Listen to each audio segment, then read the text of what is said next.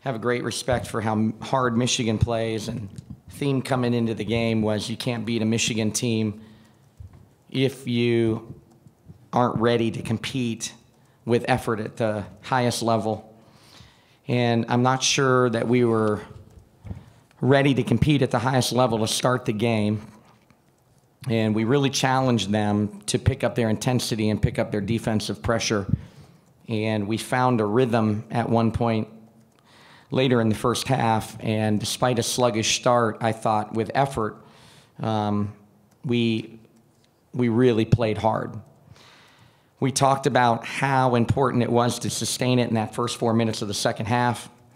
And we didn't get them to miss a shot until almost 9 minutes into the second half. They made their first 8 shots of the second half and essentially took over control of the tempo of the game and control of the game. And so we're really disappointed with the start of each half, first half and second half tonight. And we talked about how hard that team worked. And I'm not sure if we were fatigued from how hard we had to work in the first half when we were unable to sustain that. But there's no doubt that we struggled in the start of both halves. We couldn't get shots to fall again from the perimeter in the second half. That's multiple games in a row now that we struggled to shoot in the second half from the perimeter, but we were nearly 50% inside the arc. We just we needed to supplement that with some of the made baskets outside, and we came up short tonight. And so we got a quick turnaround turn around now and get ready for an Illinois team who's been on a bye week and has had all week to prepare, getting ready for us. 2 home games coming in tonight. 2 home games left. You've said numerous times that you think you're probably 1 or 2 wins away from really sealing a trip to the postseason, whatever tournament that may be. I feel like this was a missed opportunity on your home floor tonight. What the win seems. Absolutely. We understand how hard it is to win on the road in conference play. We would really like this team as a young team and a team that's ahead of schedule and exceeded expectations this year to really be rewarded. I'd love to send out this senior class with a postseason bid, and we don't know if we've quite secured it yet, despite the 17 wins. And so we knew this week is a very big week, and we don't talk a lot about it with the team, but the coaching staff knows that it's a big week. And it's a team that is very much like us. They're in their second year, new coach. They have a lot of first-year players or players that didn't contribute a great deal last year now playing. And so our makeups are a lot of the same.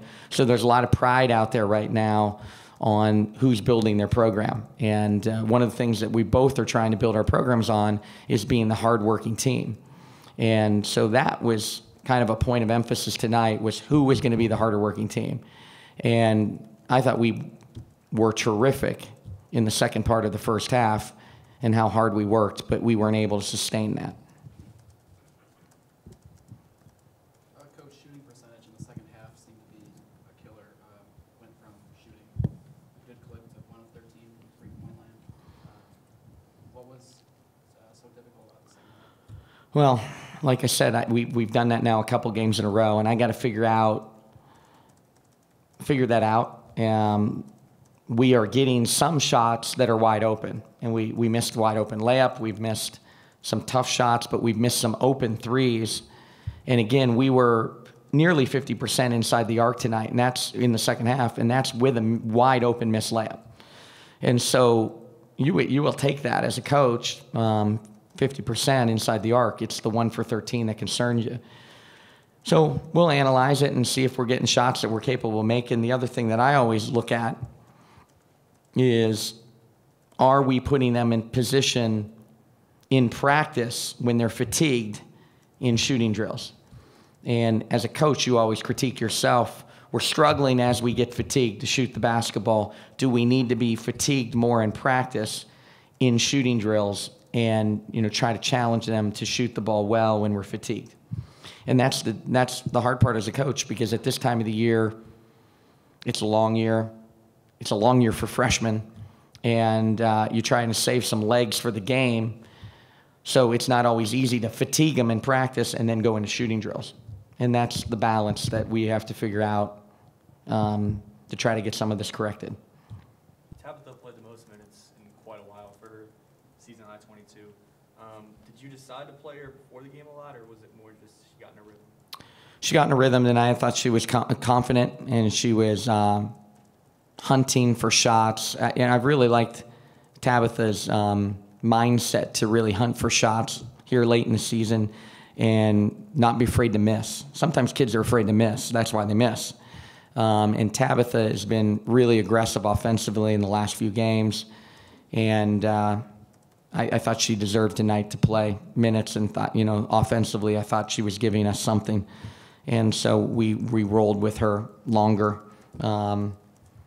And again, Lindsay Lycum has had a really good year, really good coming off the bench. So we got good minutes between that position. We scored 26 points from our power forward position tonight. But again, I can't wait to get everybody rolling again on the same night. Some nights we get the guards rolling, we don't get anything out of the post. Some nights we get the wings going and we don't get anything, And so I'm waiting for us to step back up and have a really good game in all our positions and have a fun night like that.